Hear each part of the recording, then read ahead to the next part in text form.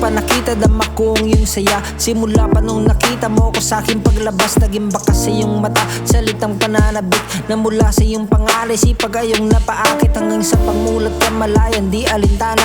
Buong araw binubuhat, sa gabi tinatahan, ginamitan mo ng himig na aking naimana. Sa pagtulog dinuduyan hanggang sa umagahan, oras na ng almusal, gatas mo kinakain, di basta sumusugal. Ang mga plano mo sa akin naging gamot, ang mga tawa ko sa kada pagluha mong kahit na mahirap ay pilit kinakaya. Lagi lang baliwala ang mga pasulong na hamon. Kumbaga kung madapa ka, pinipilit mo bumangon para lamang makalamon. May diskarte kang baon, binabayad ang pagod, mabusog lang ang gutom. Ang lahat tinitiis mo kahit na nahihirapan ka. Dumanag man ang pawis ay di ka nagpapatinag. Ikaw ang siyang liwanag sa landas kong madilim.